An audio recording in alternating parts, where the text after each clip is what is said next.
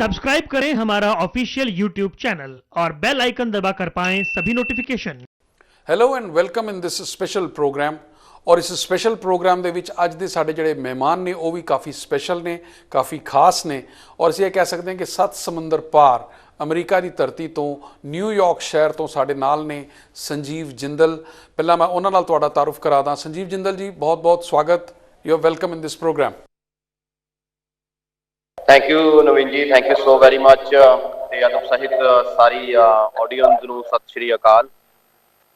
ਇੱਕ ਤੇ ਮੈਂ ਆਪਣੇ ਦਰਸ਼ਕਾਂ ਨੂੰ ਦੱਸਣਾ ਚਾਹਾਂ, ਸੰਜੀਵ ਜਿੰਦਲ ਸਾਹਿਬ ਜਿਹੜੇ ਸਾਡੇ ਨਾਲ ਜੁੜੇ ਨੇ ਨਿਊਯਾਰਕ ਤੋਂ, ਉਹਨਾਂ ਦਾ ਇੱਕ ਲੰਬਾ ਚੌੜਾ ਇੰਟਰੋਡਕਸ਼ਨ ਹੈ ਜੋ ਮੇਰੇ ਕੋਲ ਪੂਰੀ ਲਿਸਟ ਹੈ। ਹੀ is director of operation with south Asian for Empowerment founder. He is director of operation of South Asian for Strong America founder, International Hindi Association ਜਿਹੜੀ ਨਿਊਯਾਰਕ 'ਚ ਹੈ ਉਹਦੇ ਜਨਰਲ ਸੈਕਟਰੀ ਨੇ, ਔਰ Indian association of long island ਉਹਦੇ ਨਾਲ ਵੀ ਜੁੜੇ ਹੋਏ ਨੇ। ਤੇ ਸੰਜੀਵ ਜਿੰਦਲ ਜੀ, ਅੱਜ ਤੁਹਾਡੇ ਨਾਲ ਤੁਸੀਂ ਮੁਖਾਤਿਬ ਹੋ ਅੱਜ ਸਾਡੇ ਦਰਸ਼ਕਾਂ ਦੇ ਨਾਲ। ਦੇਸ਼ ਵਿਦੇਸ਼ ਦੇ ਲੱਖਾਂ ਕਰੋੜਾਂ ਦਰਸ਼ਕ ਤੁਹਾਨੂੰ ਦੇਖਦੇ ਪਏ ਨੇ। ਜਿੰਦਲ ਸਾਹਿਬ, ਇੱਕ ਸਵਾਲ ਉੱਠਦਾ ਹੈ ਜਦੋਂ ਅਸੀਂ ਗੱਲ ਕਰਦੇ ਹਾਂ ਕਰੋਨਾ ਤੋਂ। ਅਸੀਂ ਗੱਲ ਸ਼ੁਰੂ ਕਰਦੇ ਹਾਂ ਕਿ ਕਰੋਨਾ ਦੀ ਮਾਰ ਅਸੀਂ ਦੇਖ ਰਹੇ ਹਾਂ ਪੂਰੀ ਦੁਨੀਆ ਉਹਨੂੰ ਚੱਲਦੀ ਪਈ ਹੈ। ਇੰਡੀਆ ਦੇ ਵਿੱਚ ਵੀ ਉਹਦਾ ਕਾਫੀ ਅਸਰ ਹੈ, ਆਪਣੇ ਪੰਜਾਬ ਦੇ ਵਿੱਚ ਵੀ ਕਾਫੀ ਉਹਦਾ ਅਸਰ ਦੇਖਣ ਨੂੰ ਮਿਲ ਰਿਹਾ। ਦਿੱਲੀ ਵੀ ਸ਼ਹਿਰ ਦੇ ਵਿੱਚ ਵੀ ਉਹਦਾ ਜਿਹੜਾ ਪ੍ਰਕੋਪ ਹੈ ਵੱਧਦਾ ਜਾ ਰਿਹਾ ਹੈ। ਲੇਕਿਨ ਜਦੋਂ ਅਸੀਂ ਗੱਲ ਕਰੀਏ ਅਮਰੀਕਾ ਦੇ ਵਿੱਚ ਅਸੀਂ ਦੇਖਦੇ ਹਾਂ ਇਹਦਾ ਇੰਪੈਕਟ, ਇਹਦਾ ਇਫੈਕਟ ਬਹੁਤ ਲੰਬਾ ਚੌੜਾ ਔਰ ਬਹੁਤ ਜ਼ਿਆਦਾ ਪਿਆ ਹੈ। ਜੇ ਅਸੀਂ ਗੱਲ ਕਰੀਏ ਸਾਡੀ ਇੰਡੀਅਨ ਕਮਿਊਨਿਟੀ ਦੀ, ਨਿਊਯਾਰਕ ਸ਼ਹਿਰ ਦੇ ਵੀ ਇੱਕ ਟਾਈਮ ਸੀਗਾ ਬਹੁਤ ਪੀਕ 'ਤੇ ਸੀ ਕਰੋਨਾ। ਐਗਜ਼ੈਕਟਲੀ ਸਾਡੇ ਦਰਸ਼ਕਾਂ ਨੂੰ ਤੁਸੀਂ ਸ਼ੇਅਰ ਕਰਨਾ ਚਾਹੋ ਅੱਜ ਦੀ ਡੇਟ ਦੇ ਵਿੱਚ ਕਰੋਨਾ ਨੂੰ ਲੈ ਕੇ ਨਿਊਯਾਰਕ ਸ਼ਹਿਰ ਦੇ ਵਿੱਚ ਕੀ ਤਸਵੀਰ ਹੈ, ਔਰ ਸਾਡੀ ਇੰਡੀਅਨ ਕਮਿਊਨਿਟੀ ਦੇ ਉੱਤੇ ਵੀ ਇਹਦਾ ਕਿੰਨਾ ਕੁ ਅਸਰ ਪਿਆ? ਬਹੁਤ ਹੀ ਵਾਜਬ ਸਵਾਲ ਹੈ ਤੁਹਾਡਾ ਨਵੀਨ ਜੀ। ਜਿਹੜਾ ਆਪਾਂ ਕਰੋਨਾ ਜਾਂ ਕੋਵਿਡ-19 ਦੀ ਗੱਲ ਕਰਦੇ ਹਾਂ ਜੋ ਚਾਈਨਾ ਤੋਂ ਸ਼ੁਰੂ ਹੁੰਦਾ ਹੈ, ਨਿਊਯਾਰਕ 'ਚ ਸਾਨੂੰ ਪਤਾ ਲੱਗਦਾ ਹੈ ਕਿ ਜਦੋਂ ਜਨਵਰੀ ਦੇ ਵਿੱਚ ਕੇਸਿਸ ਵਧਣੇ ਸ਼ੁਰੂ ਹੋ ਜਾਂਦੇ ਨੇ ਤੇ ਸਾਡੇ ਜਿਹੜੇ ਗਵਰਨਰ ਸਾਹਿਬ ਨੇ ਐਂਡਰਿਊ ਕੁਮੋ ਸਾਹਿਬ, ਉਹਨਾਂ ਨੇ ਰਾਈਟ ਵੇ ਕਾਫੀ ਸਟੈਪਸ ਲਏ। ਡੈਮੋਕ੍ਰੇਟ ਪਾਰਟੀ ਨੂੰ ਬਿਲੋਂਗ ਕਰਦੇ ਨੇ ਜੀ ਉਹ। ਸਾਡੀ ਜਿਹੜੀ ਨੈਸ਼ਨਲ ਲੀਡਰਸ਼ਿਪ ਹੈ ਉਹ ਰਿਪਬਲਿਕਨ ਦੇ ਹੱਥ 'ਚ ਹੈ, ਪਰ ਈਵਨ ਦੋ ਕਿ ਉਹਨਾਂ ਨੇ ਕਾਫੀ ਸਟਰੋਂਗ ਸਟੈਪਸ ਲਏ ਨੇ। ਤੇ ਜਦੋਂ ਕਰੋਨਾ ਦਾ ਸੀਜ਼ਨ ਸ਼ੁਰੂ ਹੋਇਆ ਉਦੋਂ ਇਹ ਸਮਝ ਕੇ ਚੱਲੋ ਕਿ ਤੁਸੀਂ ਹਰ ਡੇ ਦੇ ਹਿਸਾਬ ਨਾਲ ਸਾਡੇ ਕੋਲੇ more than 10,000 cases every day ਸਾਡੇ ਕੋਲੇ ਆ ਰਹੇ ਸੀ। ਤੇ ਸਾਨੂੰ ਬਹੁਤ ਜ਼ਿਆਦਾ ਫਿਕਰ ਸੀ ਕਿਉਂਕਿ because New York city is a very dense populated area ਤੇ ਨਿਊਯਾਰਕ ਸਿਟੀ ਦੇ ਵਿੱਚ ਇੱਕ ਬਿਲਡਿੰਗ ਦੇ ਵਿੱਚ 100 150 200 ਅਪਾਰਟਮੈਂਟ ਹੈਗਾ। ਤੇ ਈਵਨ ਦੋ ਕਿ ਉਹਨਾਂ ਲੋਕਾਂ ਨੂੰ ਉੱਪਰ ਤੋਂ ਥੱਲੇ ਜਾਂ ਨੀਚੇ ਤੋਂ ਉੱਪਰ ਜਾਣ 'ਚ ਵੀ ਪ੍ਰੋਬਲਮ ਆਉਂਦੀ ਸੀ। ਦਾ ਰੀਜ਼ਨ ਇਜ਼ ਕਿ ਇਨਫੈਕਸ਼ਨ ਹੋਣ ਦਾ ਡਰ ਸੀ। ਬੱਚੇ ਸੀ, ਬਜ਼ੁਰਗ ਸੀ। ਜਿਹੜੇ ਬਜ਼ੁਰਗ ਸੀ ਉਹਨਾਂ ਨੂੰ ਬਿਲਕੁਲ ਕਹਿ ਦਿੱਤਾ ਗਿਆ ਕਿ stay home, stay safe, stay well. ਤੇ ਇਹ ਬਿਲਕੁਲ ਇੱਕ ਉਲਟ ਗੱਲ ਸੀ ਜਿੱਥੋਂ ਅਸੀਂ ਕਹਿੰਦੇ ਹਾਂ ਕਿ ਵਰਕ ਹਾਰਡ ਪਲੇ ਹਾਰਡ। ਬਿਲਕੁਲ ਅਪੋਜ਼ਿਟ ਸਿਸਟਮ ਸੀ ਕਿ stay home, stay well and stay safe. ਉਹਦੇ ਨਾਲ ਹੋਇਆ ਕਿ ਸਾਨੂੰ ਲਾਕਡਾਊਨ ਕਰਨਾ ਪਿਆ। ਬਹੁਤ ਦਿਨ ਤੱਕ ਲਾਕਡਾਊਨ ਚੱਲਦਾ ਰਿਹਾ। ਸਾਰਾ ਕੁਝ ਇਫੈਕਟਡ ਹੋਇਆ, ਸਾਰੇ ਬਿਜ਼ਨਸ ਇਫੈਕਟਡ ਹੋਏ। ਤੁਸੀਂ ਇਹ ਸਮਝ ਕੇ ਚੱਲੋ ਕਿ ਸਾਡੀ ਜਿਹੜੀ ਇਕੋਨਮੀ ਸੀ ਬਹੁਤ ਜ਼ਿਆਦਾ ਡਾਊਨ ਆ ਗਈ ਇੱਕਦਮ। ਜੇ ਤੁਸੀਂ ਇਸ ਵਾਲ ਸਟਰੀਟ ਨੂੰ ਵੀ ਦੇਖੋਗੇ ਤੇ ਵਾਲ ਸਟਰੀਟ ਬਹੁਤ ਜ਼ਿਆਦਾ ਡਾਊਨ ਸੀ।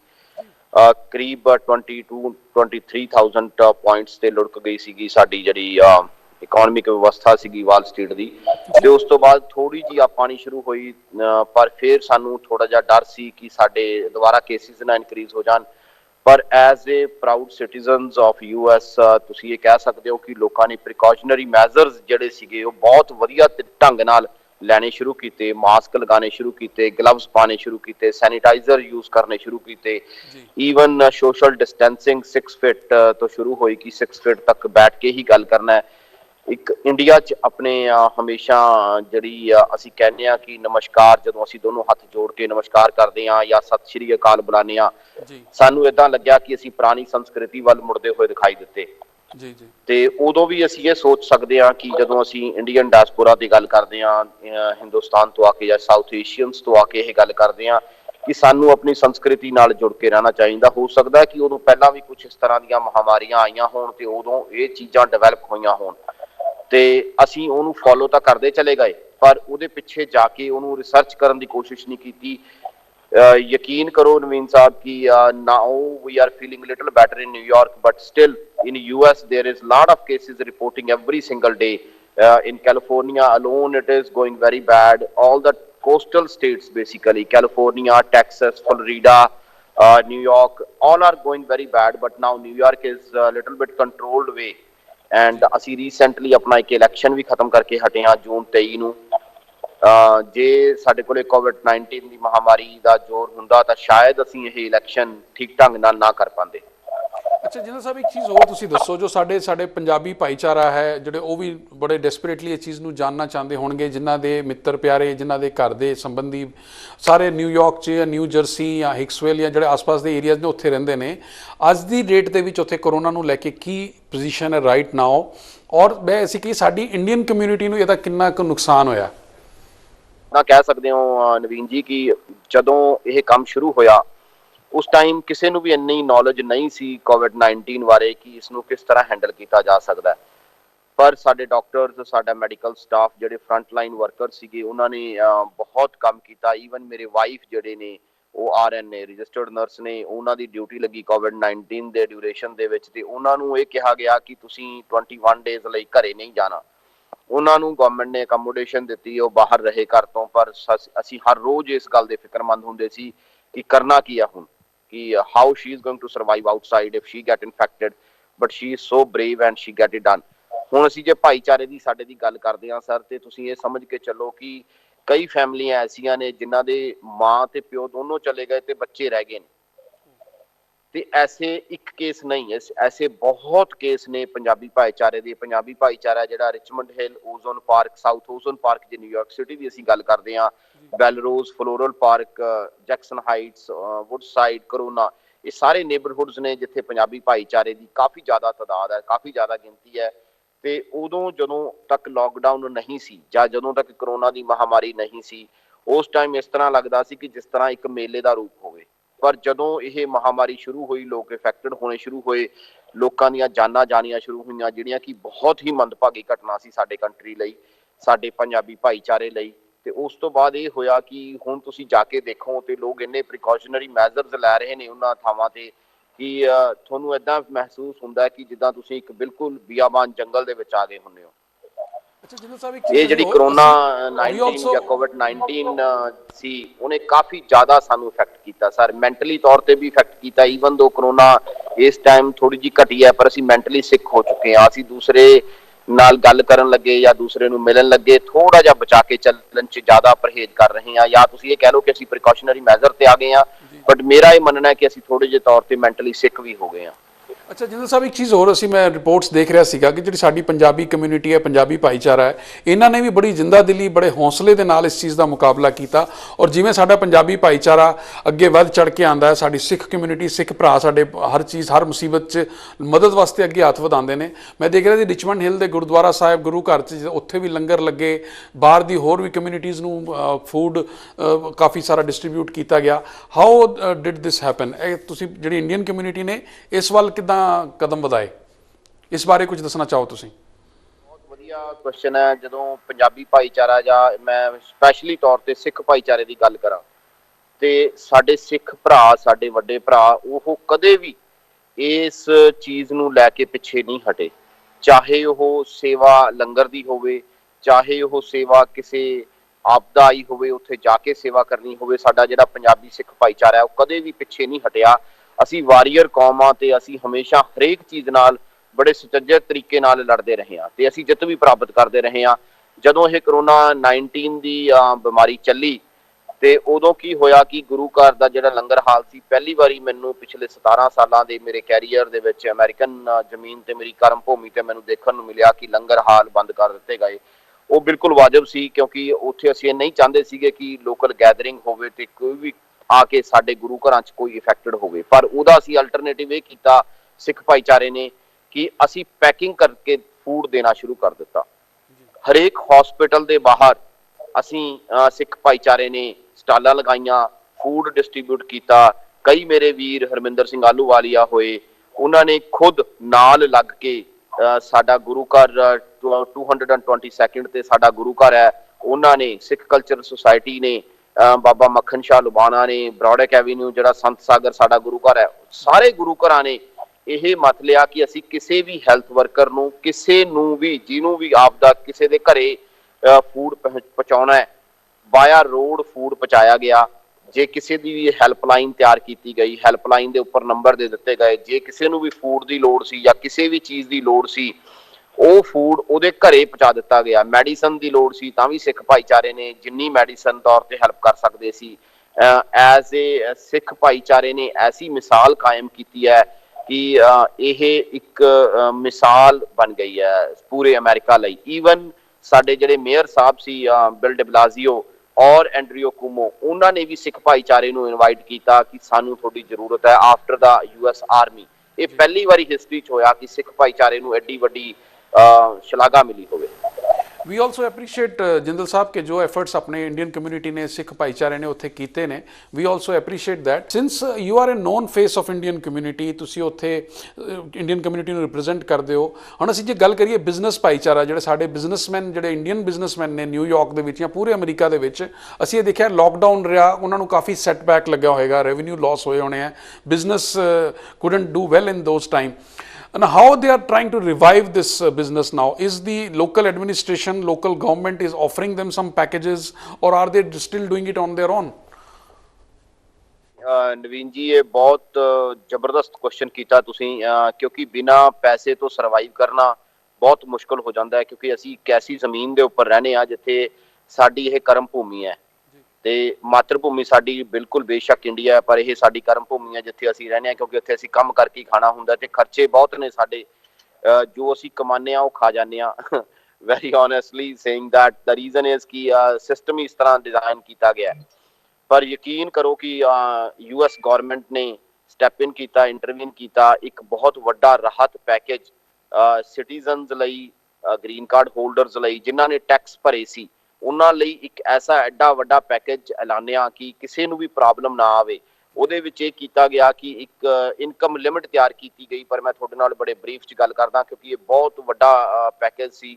$1200 ਪਰ ਪਰਸਨ ਅਡਲਟ ਐਂਡ $500 ਪਰ ਕਿਡ ਅੰਡਰ ਏਜ 16 ਇਹ ਦਿੱਤਾ ਗਿਆ। ਮੈਂ ਆਪਣੀ ਖੁਦ ਦੀ ਗੱਲ ਕਰਾਂ, ਮੈਂ, ਮੇਰੀ ਵਾਈਫ ਤੇ ਮੇਰੇ 3 ਬੱਚੇ, ਸਾਨੂੰ ਖੁਦ ਨੂੰ $3900 ਦਾ ਚੈੱਕ ਘਰੇ ਆਇਆ ਜਦ ਕਿ ਸਾਨੂੰ ਇਸ ਗੱਲ ਦਾ ਪਤਾ ਵੀ ਨਹੀਂ ਸੀ ਕਿ ਗੌਰਮੈਂਟ ਇਸ ਹੱਦ ਤੱਕ ਜਾ ਕੇ ਹੈਲਪ ਕਰੇਗੀ। ਇਹ ਤਾਂ ਹੋਈ ਜੀ ਪਰਸਨਲੀ ਇੰਡੀਵਿਜੂਅਲਾਈਜ਼ਡ ਸਿਟੀਜ਼ਨਸ ਦੀ ਗੱਲ। ਪਰ ਜਦੋਂ ਅਸੀਂ ਗੱਲ ਕਰਦੇ ਹਾਂ ਬਿਜ਼ਨਸ ਦੀ ਜਾਂ ਸਾਡੇ ਜਿਹੜੇ ਬਿਜ਼ਨਸ ਭਰਾ ਨੇ ਜਿਹੜੇ ਕੰਮ ਕਰ ਰਹੇ ਨੇ, ਸਮਾਲ ਬਿਜ਼ਨਸ ਚਲਾਉਂਦੇ ਨੇ ਜਾਂ ਮਿਨੋਰਿਟੀ 'ਚ, ਬਿਕੋਜ਼ ਅਸੀਂ ਇਸ ਕੰਟਰੀ 'ਚ ਰਹਿੰਦੇ ਹੋਏ ਮਿਨੋਰਿਟੀ 'ਚ, ਪਰ ਗੌਰਮੈਂਟ ਨੇ ਇਸ ਚੀਜ਼ ਨੂੰ ਨਾ ਦੇਖਦੇ ਹੋਏ ਗੌਰਮੈਂਟ ਨੇ ਸਾਰਿਆਂ ਨੂੰ, ਕਿਉਂਕਿ ਸਾਰਾ ਬਿਜ਼ਨਸ ਇਫੈਕਟ ਹੋਇਆ ਸੀ, ਇਕੱਲੀ ਮਿਨੋਰਿਟੀ ਇਫੈਕਟ ਨਹੀਂ ਹੋਈ ਸੀ, ਉਹਨਾਂ ਨੇ ਕਈ ਤਰ੍ਹਾਂ ਦੇ ਪ੍ਰੋਗਰਾਮ ਉਲੀਕੇ ਜਿਹਦੇ ਵਿੱਚੋਂ ਸਭ ਤੋਂ ਮੇਜਰ ਪ੍ਰੋਗਰਾਮ ਸੀਗਾ PPP, ਪੇਚੈਕ ਪ੍ਰੋਟੈਕਸ਼ਨ ਪ੍ਰੋਗਰਾਮ। ਕਿਉਂਕਿ ਸਾਡੇ ਕੋਲੇ ਜਿੱਦਾਂ ਇੰਪਲਾਈ ਕੰਮ ਕਰਦੇ ਸੀ, ਸਾਡੇ ਕੋਲੇ ਜਦੋਂ ਰੈਵਨਿਊ ਨਹੀਂ ਆ ਰਿਹਾ ਸੀ ਤਾਂ ਲੋਕਾਂ ਨੇ ਇੰਪਲਾਈਜ਼ ਨੂੰ ਲੇ ਆਫ ਕਰਨਾ ਸ਼ੁਰੂ ਕੀਤਾ। ਕਪਲ ਆਫ ਮਿਲੀਅਨਸ ਇੰਪਲਾਈ ਲੇ ਆਫ ਹੋਇਆ, ਪਰ ਉਹਨੂੰ ਗਵਰਨਮੈਂਟ ਨੇ ਇਸ ਤਰੀਕੇ ਨਾਲ ਐਂਟਰਟੇਨ ਕੀਤਾ ਕਿ PPP ਕਰਕੇ ਪ੍ਰੋਗਰਾਮ ਚਲਾਇਆ, ਪੇਚੈਕ ਪ੍ਰੋਟੈਕਸ਼ਨ ਪ੍ਰੋਗਰਾਮ। ਜਿੰਨਾ ਵੀ ਤੁਹਾਡੀ ਮੰਥਲੀ ਪੇਰੋਲ ਹੈ ਕਿਸੇ ਵੀ ਬਿਜ਼ਨਸ ਦਾ ਔਨ ਪੇਪਰ W2 ਦੇ ਉੱਪਰ, ਗਵਰਨਮੈਂਟ ਨੇ ਉਹਨੂੰ 2.5 ਟਾਈਮਸ ਆਫ ਦਾ ਮੰਥਲੀ ਪੇਰੋਲ ਤੁਸੀਂ ਕਹਿ ਲਓ ਕਿ ਇਹ ਇੱਕ ਤਰ੍ਹਾਂ ਦੀ ਗ੍ਰਾਂਟ ਦਿੱਤੀ ਹੈ ਜਿਹੜੀ ਕਿ ਤੁਸੀਂ ਵਾਪਸ ਨਹੀਂ ਕਰਨੀ, ਪਰ ਉਹ ਜਿਹੜਾ ਪੈਸਾ ਹੈ ਉਹ ਸਿਰਫ ਪੇਰੋਲ ਵਾਸਤੇ ਜਾਂ ਤੁਹਾਡੇ ਐਕਸਪੈਂਸਿਸ ਵਾਸਤੇ, ਯੂਟਿਲਿਟੀਜ਼ ਵਾਸਤੇ ਜਾਂ ਤੁਹਾਡਾ ਰੈਂਟ ਦੇਣ ਲਈ ਯੂਜ਼ ਕੀਤਾ ਜਾਣਾ। ਇਹ ਤਾਂ ਇੱਕ ਗੱਲ ਹੋਈ। ਉਸ ਤੋਂ ਬਾਅਦ ਗਵਰਨਮੈਂਟ ਨੇ SBA ਕਰਕੇ ਸਾਡੇ ਇੱਕ ਡਿਪਾਰਟਮੈਂਟ ਹੈ, ਸਮਾਲ ਬਿਜ਼ਨਸ ਐਡਮਿਨਿਸਟ੍ਰੇਸ਼ਨਸ ਕਹਿੰਦੇ ਆ, ਗਵਰਨਮੈਂਟ ਡਿਪਾਰਟਮੈਂਟ ਹੈ ਜੀ, ਉਹ ਫੰਡਿੰਗਸ ਪ੍ਰੋਵਾਈਡ ਕਰਦਾ ਹੈ। ਫੰਡਿੰਗ ਬਲਕਿ ਉਹ ਬੈਂਕ ਤੋਂ ਲੈਂਦੇ ਨੇ ਬਟ ਉਹ ਇੰਸ਼ੋਰੈਂਸ ਪ੍ਰੋਵਾਈਡ ਕਰਦੇ ਨੇ ਉਸ ਫੰਡਿੰਗ ਦੇ ਉੱਪਰ। I just want to clear it ਕਿਉਂਕਿ ਇਹ ਪਤਾ ਹੋਣਾ ਜ਼ਰੂਰੀ ਹੈ ਸਾਡੀ ਕਮਿਊਨਿਟੀ ਨੂੰ। ਉਹਦੇ ਨਾਲ ਕੀ ਹੈਗਾ ਕਿ ਉਹਨਾਂ ਨੇ ਕੀ ਕੀਤਾ ਜੀ ਕਿ EIDL ਕਰਕੇ, ਇਕਨੋਮਿਕ ਇੰਜਰੀ ਡਿਜ਼ਾਸਟਰ ਲੋਨ ਕਰਕੇ ਅਪਲਾਈ ਕੀਤਾ।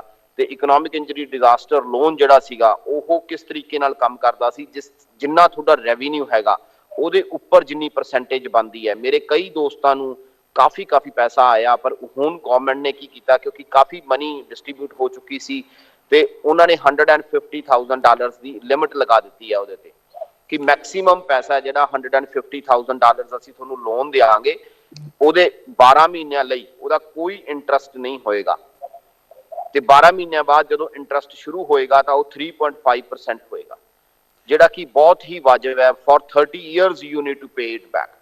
ਤੁਸੀਂ ਇਹ ਸਮਝ ਲਓ। ਫਿਰ ਉਸ ਤੋਂ ਬਾਅਦ ਨਿਊਯਾਰਕ ਸਿਟੀ ਨੇ ਇੱਕ ਐਸਾ ਪ੍ਰੋਗਰਾਮ ਸ਼ੁਰੂ ਕੀਤਾ ਕਿ $75,000 ਤੱਕ ਐਨੀ ਸਮਾਲ ਬਿਜ਼ਨਸ ਲੋਨ ਅਪਲਾਈ ਕਰ ਸਕਦਾ ਹੈ, ਜਿਸ ਲੋਨ ਦੇ ਵਿੱਚ ਤੁਸੀਂ ਇਹ ਕਹਿ ਸਕਦੇ ਹੋ ਕਿ ਉਹ ਲੋਨ 0% ਦੇ ਉੱਪਰ ਹੈਗਾ, ਤੁਹਾਨੂੰ ਵਾਪਸ ਕਰਨਾ ਹੈ ਪਰ 0% ਹੈ, ਤੁਹਾਨੂੰ ਇੰਟਰਸਟ ਕੋਈ ਨਹੀਂ ਲੱਗੇਗਾ। ਰਾਹਤ ਪੈਕੇਜ ਕਹਿ ਸਕਦੇ ਹੋ, but very smart and intelligent ਰਾਹਤ ਪੈਕੇਜ।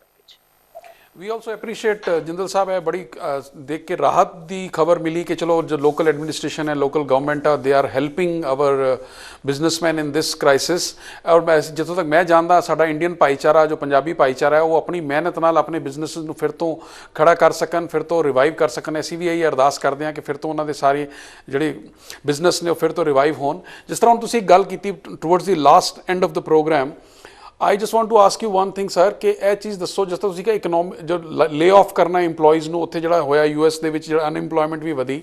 ਰੀਸੈਂਟਲੀ ਡੋਨਲਡ ਟਰੰਪ ਨੇ ਇੱਕ ਡਿਸੀਜਨ ਲਿਆ H1B ਵੀਜ਼ਾ ਕੈਂਸਲ ਕਰਨ ਦਾ। He has suspended it till December. It is going to effect the IT companies in US।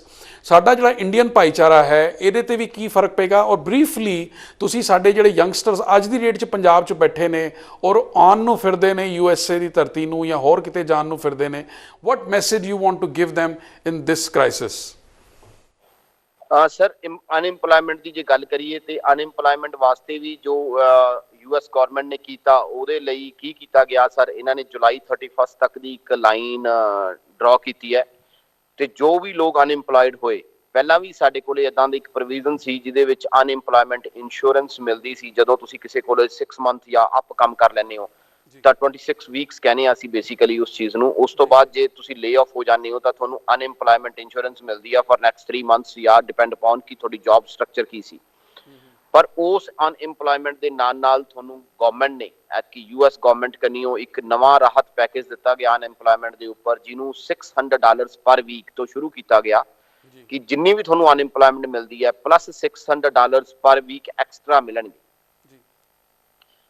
ਕਈ ਮੇਰੇ ਦੋਸਤਾਂ ਨੇ, ਕਈ ਮੇਰੇ ਕਲਾਇੰਟਸ ਨੇ, ਕਈ ਮੇਰੇ ਭੈਣਾਂ ਨੇ ਜਿਨ੍ਹਾਂ ਨੇ ਮਤਲਬ ਇਹ ਅਨਇੰਪਲੋਇਮੈਂਟ ਫਾਈਲ ਕੀਤੀ, $900 ਮੋਰ ਦੈਨ $900 ਵੀ ਉਹਨਾਂ ਨੂੰ ਵੀਕ ਦਾ ਮਿਲ ਰਿਹਾ ਹੈ, ਐਟ ਪ੍ਰੈਜ਼ੈਂਟ ਵੀ ਮਿਲ ਰਿਹਾ ਹੈ। ਤੇ ਇਹ ਤਾਂ ਹੋਈ ਸਰ ਇੰਪਲੋਇਮੈਂਟ ਦੀ ਗੱਲ। ਪਰ ਹੁਣ ਜਿਹੜੀ ਗੱਲ ਮੈਂ ਪਹਿਲਾਂ ਗੱਲ ਕੀਤੀ ਕਿ couple of millions people get unemployed on that scenario because of COVID-19 and we don't have any choices on that one, right. So ਇਸ ਚੀਜ਼ ਨੂੰ ਦੇਖਦੇ ਹੋਏ ਟਰੰਪ ਸਾਹਿਬ ਨੇ, ਸਾਡੇ ਪ੍ਰੈਜ਼ੀਡੈਂਟ ਨੇ, ਉਹਨਾਂ ਨੇ ਇੱਕ ਫੈਸਲਾ ਲਿਆ ਕਿ H1B ਵੀਜ਼ਾ, ਵਰਕ ਪਰਮਿਟਸ ਔਰ ਨੋ ਨਿਊ ਗ੍ਰੀਨ ਕਾਰਡਸ, ਇਹ ਠੀਕ ਹੈ ਉਹਨਾਂ ਨੇ ਫੈਸਲਾ ਲਿਆ। ਪਰ ਮੇਰਾ ਇਹ ਮੰਨਣਾ ਹੈ ਕਿ ਜਦੋਂ ਤੱਕ ਇਮੀਗ੍ਰੈਂਟ ਕਮਿਊਨਿਟੀ ਇਸ ਕੰਟਰੀ ਦੇ ਵਿੱਚ ਨਹੀਂ ਆਏਗੀ, because this land has nobody has this land belongs to the immigrant community, number 1। Number 2, ਸਾਨੂੰ ਬੈਟਰ ਬ੍ਰੇਨ ਚਾਹੀਦੇ ਨੇ, ਸਾਨੂੰ ਬੈਟਰ ਸਕਿੱਲ ਸੈਟ ਚਾਹੀਦਾ ਹੈ। ਜੇ ਅਸੀਂ ਆਪਣੇ ਕੰਟਰੀ ਨੂੰ ਬਲੌਕ ਕਰ ਲਾਂਗੇ ਕਿ ਅਸੀਂ ਹੀ ਸਭ ਕੁਝ ਕਰਾਂਗੇ ਤਾਂ ਸ਼ਾਇਦ ਇਹ ਕੋਈ ਬਹੁਤ ਵਧੀਆ ਡਿਸੀਜ਼ਨ ਨਹੀਂ। ਪਰ ਔਨ ਦੀ ਅਦਰ ਐਂਡ ਅਸੀਂ ਇੱਕ ਗੱਲ ਕਰਨੀ ਜ਼ਰੂਰ ਕਹਾਂਗੇ ਕਿ ਸਾਨੂੰ ਮਿਲ ਕੇ ਕੰਮ ਕਰਨਾ ਚਾਹੀਦਾ। ਸਾਨੂੰ H1B ਵੀਜ਼ਾ ਜਿੱਦਾਂ ਚੱਲ ਰਿਹਾ ਸੀ, ਸਾਨੂੰ ਉਸ ਚੀਜ਼ਾਂ ਨੂੰ ਇਸ ਤਰੀਕੇ ਨਾਲ ਸੋਚਣਾ ਚਾਹੀਦਾ ਹੈ ਕਿ ਇਹ ਇੰਟੈਲੀਜੈਂਸ ਸੀ ਜਿਹੜੇ ਸਾਡੀ ਕੰਟਰੀ 'ਚ ਆ ਕੇ ਕੰਮ ਕਰ ਰਹੇ ਸੀ। ਰੀਜ਼ਨ ਬੀਇੰਗ ਸਰ ਕਿ ਜਦੋਂ ਇੱਕ ਬੈਟਰ ਬ੍ਰੇਨ ਆ ਕੇ ਤੁਹਾਡੇ ਨਾਲ ਕੰਮ ਕਰਦਾ, ਜੈਸੀ ਰੰਗਤ ਵੈਸੀ ਸੰਗਤ, ਉਹ ਵਾਲੀ ਕਹਾਵਤ ਹੋ ਜਾਂਦੀ ਹੈ। ਜਦੋਂ ਤੁਸੀਂ ਕਿਸੇ ਚੰਗੇ ਲੋਕਾਂ ਨਾਲ ਕੰਮ ਕਰਦੇ ਹੋ, ਇੰਟੈਲੀਜੈਂਟ ਲੋਕਾਂ ਨਾਲ ਕੰਮ ਕਰਦੇ ਹੋ, ਸਾਡਾ ਜਿਹੜਾ ਨਾਸਾ ਇਸ ਟਾਈਮ ਤੁਸੀਂ ਦੇਖੋਗੇ ਉੱਥੇ ਮੋਸਟ ਆਫ ਦੈਮ ਸਾਇੰਟਿਸਟ ਜਿਹੜੇ ਨੇ ਉਹ ਸਾਊਥ ਏਸ਼ੀਅਨ ਬੈਕਗਰਾਊਂਡ ਨੂੰ ਬਿਲੋਂਗ ਕਰਦੇ ਨੇ, ਇੰਡੀਅਨਸ ਨੇ, ਪਾਕਿਸਤਾਨੀਜ਼ ਨੇ, ਬੰਗਾਲੀਜ਼ ਨੇ। ਤੇ ਜੇ ਦੂਸਰੀ ਅਸੀਂ ਗੱਲ ਕਰਦੇ ਹਾਂ, ਅਸੀਂ ਸਾਡੇ ਡਾਕਟਰ ਫੈਸਿਲਿਟੀਜ਼ ਦੀ ਗੱਲ ਕਰਦੇ ਹਾਂ, ਸਾਡੇ ਮੈਕਸਿਮਮ ਡਾਕਟਰਸ ਨਿਊਯਾਰਕ ਸਿਟੀ 'ਚ ਤੁਸੀਂ ਦੇਖੋਗੇ ਕਿ ਸਾਊਥ ਏਸ਼ੀਅਨ ਬੈਕਗਰਾਊਂਡ ਤੋਂ ਆਉਂਦੇ ਨੇ। ਤੇ ਇਹ ਮੰਨਿਆ ਜਾਂਦਾ ਹੈ ਕਿ ਸਾਊਥ ਏਸ਼ੀਅਨ ਬੈਕਗਰਾਊਂਡ ਦੇ ਡਾਕਟਰਸ ਜਿਹੜੇ ਨੇ ਉਹ ਬਹੁਤ ਵਧੀਆ ਸਰਜਨ ਨੇ, ਬਹੁਤ ਵਧੀਆ, ਬੜੇ ਕਾਬਿਲੇ ਕਰੀਬ ਨੇ। ਜਦੋਂ ਉਹ ਤੁਸੀਂ ਉਹਨਾਂ ਕੋਲੇ ਜਾ ਕੇ ਗੱਲ ਕਰਦੇ ਹੋ, ਡਿਸਕਸ ਕਰਦੇ ਹੋ, ਤੁਸੀਂ US ਟਰੰਪ ਹਾਊਸ ਜਿੱਥੇ ਆਪਾਂ ਵਾਈਟ ਹਾਊਸ ਕਹਿੰਦੇ ਆ ਜਿਹਨੂੰ, ਉੱਥੇ ਵੀ ਦੇਖੋ, ਉੱਥੇ ਵੀ ਇੰਡੀਅਨ ਡਾਕਟਰਸ ਸਾਡੇ ਸੇਵਾ ਕਰ ਰਹੇ ਨੇ। ਇਹ ਤਾਂ ਹੀ ਹੋ ਪਾਇਆ ਸਰ ਜੇ ਅਸੀਂ ਇਮੀਗ੍ਰੇਸ਼ਨ ਨੂੰ ਇਹ ਅਪਰਚੁਨਿਟੀ ਦਿੱਤੀ ਕਿ ਸਾਡੀ ਲੈਂਡ ਤੇ ਆਓ ਤੇ ਸਾਡੇ ਨਾਲ ਆਪਣਾ ਬ੍ਰੇਨ, ਸਾਡੇ ਨਾਲ ਆਪਣੀ ਸਕਿੱਲ ਸੈਟ ਸ਼ੇਅਰ ਕਰੋ। ਦੂਸਰੀ ਗੱਲ ਇਹਦੇ ਨਾਲ ਮੈਂ ਨਵੀਨ ਜੀ ਤੁਹਾਡੇ ਨਾਲ ਇੱਕ ਹੋਰ ਬੜੀ ਜ਼ਬਰਦਸਤ ਗੱਲ ਸ਼ੇਅਰ ਕਰਨੀ ਚਾਹੁੰਦਾ। ਸ਼ਾਇਦ ਬਹੁਤੇ ਲੋਕਾਂ ਨੂੰ, ਸਾਡੇ ਬਹੁਤੇ ਵਿਊਅਰਸ ਨੂੰ ਇਸ ਗੱਲ ਦਾ ਨਹੀਂ ਪਤਾ ਕਿ ਅਮਰੀਕਨ ਇਕਨੋਮੀ ਦੇ ਵਿੱਚ ਓਨਲੀ ਇੰਡੀਅਨਸ ਜਿਨ੍ਹਾਂ ਦੀ ਗੱਲ ਕਰ ਰਿਹਾ ਮੈਂ 8% ਕੰਟਰੀਬਿਊਸ਼ਨ ਹੈ ਜੀ ਸਾਡਾ, ਜਿਹੜਾ ਕਿ ਬਹੁਤ ਵੱਡਾ ਕੰਟਰੀਬਿਊਸ਼ਨ ਹੈ ਅਮਰੀਕਨ ਇਕਨੋਮੀ ਦੇ ਵਿੱਚ। ਤੇ probably by this census, after this census, probably this contribution is going to be little bit more. The reason is because when we are doing the census and all that stuff, then we figure it out how much exactly contribution is coming up. I'm giving you a 2010 numbers. Very right. We also pray that Indian community do well in future also. Like ਇੱਕ ਜਿੰਦਲ ਸਾਹਿਬ programme ਦੇ ਅਖੀਰ ਦੇ ਵਿੱਚ ਇੱਕ ਤੁਹਾਨੂੰ ਸਵਾਲ ਹੈ ਪੁੱਛਣਾ ਚਾਹਾਂਗਾ, in these changed circumstances, ਹੁਣ post corona ਕਾਲ ਜਾਂ present ਜੋ ਚੱਲ ਰਹੀ ਹੈ ਸਿਨੈਰੀਓ ਉਹਦੇ ਵਿੱਚ, how would you like to appeal to our youngsters in Punjab ਜਿਹੜੇ ਆਉਣਾ ਚਾਹੁੰਦੇ ਨੇ, ਟਰੈਵਲ ਏਜੰਟਾਂ ਦੇ ਚੱਕਰਾਂ 'ਚ ਨੇ, ਕਈ ਮੁੰਡੇ ਡੋਂਕੀ ਲਾ ਕੇ ਵੀ ਆਉਂਦੇ ਨੇ ਉੱਥੇ, you think this system will stop for some time, or what kind of appeal you want to make? ਕੀ ਕਹਿਣਾ ਚਾਹੁੰਦੇ ਹੋ ਉਹਨਾਂ ਵਾਸਤੇ? ਤੁਹਾਡਾ ਬਹੁਤ ਬਹੁਤ ਧੰਨਵਾਦ ਨਵੀਨ ਜੀ ਇਸ ਕੁਐਸਚਨ ਪੁੱਛਣ ਦਾ, ਕਿਉਂਕਿ ਇਹ ਚੀਜ਼ ਮੈਨੂੰ ਹਮੇਸ਼ਾ ਬੌਦਰ ਕਰਦੀ ਹੈ। ਮੈਂ ਹਮੇਸ਼ਾ ਆਪਣੇ ਦੋਸਤਾਂ ਨਾਲ, ਆਪਣੇ ਕੁਲੀਗਸ ਨਾਲ ਇਸ ਚੀਜ਼ ਨੂੰ ਡਿਸਕਸ ਕਰਦਾ, ਹਰੇਕ ਪ੍ਰੋਗਰਾਮ ਤੇ ਡਿਸਕਸ ਕਰਦਾ। ਇਹ ਬਹੁਤ ਹੀ ਪਾਵਰਫੁਲ ਕੁਐਸਚਨ ਹੈ ਤੁਹਾਡਾ, ਥੈਂਕ ਯੂ ਤੁਹਾਡਾ ਇਹ ਕੁਐਸਚਨ ਪੁੱਛਣ ਤੇ।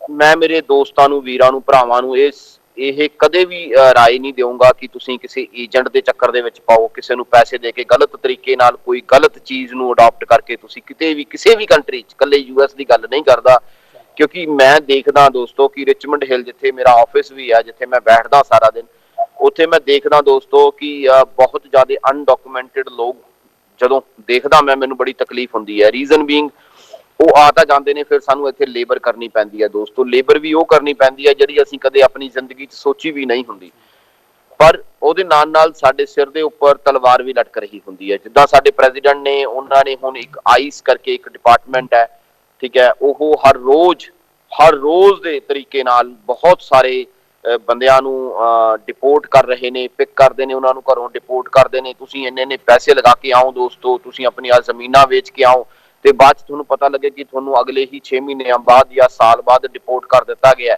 ਉਹ ਕੋਈ ਬਹੁਤ ਵਧੀਆ ਗੱਲ ਨਹੀਂ ਦੋਸਤੋ। ਤੁਸੀਂ ਆਪਣਾ ਅਮਰੀਕਾ 'ਚ ਆਉਣ ਦੇ ਚੱਕਰ ਦੇ ਵਿੱਚ ਜਾਂ ਕੈਨੇਡਾ ਜਾਣ ਦੇ ਚੱਕਰ ਵਿੱਚ ਤੁਸੀਂ ਆਪਣਾ ਜਿਹੜਾ ਘਰ ਹੈ ਉਹ ਵੀ ਖਰਾਬ ਕਰ ਰਹੇ ਹੋ। ਜਿਹੜਾ ਹਿੰਦੁਸਤਾਨ 'ਚ ਜਾਂ ਪੰਜਾਬ 'ਚ ਜਾਂ ਹਰਿਆਣੇ 'ਚ ਤੁਸੀਂ ਜਿੱਥੇ ਵੀ ਰਹਿ ਰਹੇ ਹੋ, ਤੁਸੀਂ ਆਪਣਾ ਘਰ ਵੀ ਖਰਾਬ ਕਰ ਰਹੇ ਹੋ। ਯਕੀਨ ਕਰੋ, ਜੇ ਉਹੀ ਪੈਸਾ ਤੁਸੀਂ ਉੱਥੇ ਹੀ ਇਨਵੈਸਟ ਕਰੋ ਤੇ ਉੱਥੇ ਹੀ ਆਪਣਾ ਕੰਮ ਕਰਨਾ ਚਾਹੋ ਤਾਂ ਤੁਸੀਂ ਬਹੁਤ ਵਧੀਆ ਤਰੀਕੇ ਨਾਲ ਜ਼ਿੰਦਗੀ ਬਸਰ ਕਰ ਸਕਦੇ ਹੋ। ਮੈਂ ਇਸ ਕੰਟਰੀ 'ਚ ਜਦੋਂ ਆਇਆ ਨਵੀਨ ਜੀ, ਉਦੋਂ ਮੈਂ ਐਜ਼ ਏ ਇੰਜੀਨੀਅਰਿੰਗ ਬੈਕਗਰਾਊਂਡ ਆਇਆ। ਮੈਂ 98 'ਚ ਪਾਸ ਆਊਟ ਸੀ, 2003 'ਚ ਮੈਂ ਇਸ ਕੰਟਰੀ 'ਚ ਲੈਂਡ ਕੀਤਾ ਤੇ ਗ੍ਰੀਨ ਕਾਰਡ ਲੈ ਕੇ ਲੈਂਡ ਕੀਤਾ, ਤੇ ਮੈਨੂੰ ਵੀ ਬਹੁਤ ਸਾਰੇ ਪਾਪੜ ਵੇਲਣੇ ਪਏ ਇਸ ਕੰਟਰੀ 'ਚ ਇੱਥੇ ਤੱਕ ਆਉਣ ਲਈ। ਮੈਨੇ ਕੋਈ ਵੀ ਐਸੀ ਜੌਬ ਨਹੀਂ ਜਿਹੜੀ ਖੁਦ ਕਰਕੇ ਨਹੀਂ ਦੇਖੀ, ਈਵਨ ਦੋ ਕਿ ਮੇਰੇ ਕੋਲੇ ਐਜੂਕੇਸ਼ਨਲ ਬੈਕਗਰਾਊਂਡ, ਸਕਿਲਡ ਬੈਕਗਰਾਊਂਡ ਸੀ, ਫਿਰ ਵੀ ਮੈਨੂੰ ਬਹੁਤ ਕੁਝ ਕਰਨਾ ਪਿਆ ਇੱਥੇ ਤੱਕ ਆਉਣ ਲਈ। ਇਸ ਕਰਕੇ ਦੋਸਤੋ, ਮੈਂ ਕਦੇ ਵੀ ਤੁਹਾਨੂੰ ਇਹ ਐਡਵਾਈਸ ਨਹੀਂ ਕਰੂੰਗਾ, ਕਦੇ ਵੀ ਆਪਣੇ ਕੰਨਿਓ ਇਹ ਤੁਹਾਨੂੰ ਸੁਜੈਸ਼ਨ ਜਾਂ ਆਪਣਾ ਓਪੀਨੀਅਨ ਨਹੀਂ ਦੇ ਸਕਦਾ ਕਿ ਕਦੇ ਵੀ ਤੁਸੀਂ ਏਜੰਟਾਂ ਦੇ ਚੱਕਰ ਦੇ ਵਿੱਚ ਪਾਓ। ਪਲੀਜ਼ ਇੱਥੇ ਆਣਾ ਠੀਕ ਹੈ, ਤੁਹਾਨੂੰ ਆਸਾਨ ਲੱਗਦਾ ਹੋਊਗਾ, ਪਰ ਇੱਥੇ ਆ ਕੇ ਜ਼ਿੰਦਗੀ ਬਸਰ ਕਰਨੀ as a undocumented person very hard truth ਹੈ ਦੋਸਤੋ। ਹਰ ਟਾਈਮ ਤੁਹਾਡੇ ਸਿਰ ਦੇ ਉੱਪਰ ਤਲਵਾਰ ਲਟਕ ਰਹੀ ਹੋਏਗੀ। ਤੁਸੀਂ ਕਿਸੇ ਦੇ ਪੱਕੇ ਦੇਖ ਕੇ ਆਪਦੇ ਕੱਚੇ ਨਾ ਢਾਓ। Please I request to everyone, my youngsters, ਮੇਰੇ ਦੋਸਤ, ਮੇਰੇ ਭਰਾ, ਮੇਰੇ ਅਜ਼ੀਜ਼, ਇਦਾਂ ਦਾ ਕੰਮ ਕਦੇ ਵੀ ਨਾ ਕਰੋ ਕਿ ਤਾਂ ਕਿ ਤੁਹਾਨੂੰ ਇਹ ਚੀਜ਼ਾਂ ਭੁਗਤਣੀਆਂ ਪੈਣ ਇੱਥੇ ਆ ਕੇ, ਤੇ ਤੁਸੀਂ ਆਪਣਾ ਪਰਿਵਾਰ ਵੀ ਖਰਾਬ ਕਰ ਲਓ ਤੇ ਆਪਣੀ ਜ਼ਿੰਦਗੀ ਵੀ ਖਰਾਬ ਕਰ ਲਓ। ਐਸਾ ਕਦੇ ਨਾ ਤੁਸੀਂ ਆਪਣਾ ਡਿਸੀਜਨ ਲਿਓ ਪਲੀਜ਼। ਮੈਂ ਫਿਰ ਰਿਕੁਐਸਟ ਕਰਦਾ ਕਿ ਇਸ ਚੱਕਰਾਂ 'ਚ ਨਾ ਪਿਆ। ਜਿੰਦਲ ਸਾਹਿਬ, ਤੁਹਾਡੀ ਅਪੀਲ ਅਸੀਂ ਉਮੀਦ ਕਰਦੇ ਹਾਂ ਕਿ ਸਹੀ ਕੰਨਾਂ ਤੱਕ, ਸਹੀ ਬੱਚਿਆਂ ਤੱਕ ਪਹੁੰਚੇ, and we do appreciate your comments, and it was really privilege talking to you sir, and thank you very much. Thank you sir, thank you ji Naveen ਜੀ, ਥੈਂਕ ਯੂ। ਤੇ ਇਹ ਸਨ ਸੰਜੀਵ ਜਿੰਦਲ, ਜੋ ਨਿਊਯਾਰਕ ਤੋਂ ਸਾਡੇ ਨਾਲ ਜੁੜੇ ਸੀ ਔਰ ਦੱਸ ਰਹੇ ਸੀ ਕਿ ਇੰਡੀਅਨ ਕਮਿਊਨਿਟੀ ਦੇ ਉੱਤੇ ਕਰੋਨਾ ਦਾ ਕੀ ਅਸਰ ਪਿਆ ਹੈ ਔਰ how Indian community is reviving their businesses now. ਔਰ ਜਿਸ ਤਰ੍ਹਾਂ ਤੁਸੀਂ ਦੇਖਿਆ ਕਿ ਅਮਰੀਕਾ ਦਾ ਜਿਹੜਾ ਐਡਮਿਨਿਸਟ੍ਰੇਸ਼ਨ ਹੈ, ਅਮਰੀਕਾ ਦੀ ਜੋ ਗਵਰਨਮੈਂਟ ਹੈ, ਉਹ ਕਿਸ ਤਰ੍ਹਾਂ ਅੱਗੇ ਵੱਧ ਕੇ ਇਸ ਵਾਸਤੇ ਮਦਦ ਦੇ ਹੱਥ ਵਧਾ ਰਹੀ ਹੈ। ਅਗਲੇ ਐਪੀਸੋਡ ਦੇ ਵਿੱਚ ਇੱਕ ਨਵੇਂ ਗੈਸਟ ਦੇ ਨਾਲ ਤੁਹਾਨੂੰ ਫਿਰ ਮਿਲਾਂਗੇ। ਤਦ ਤੱਕ ਲਈ ਇਜਾਜ਼ਤ ਦਿਓ।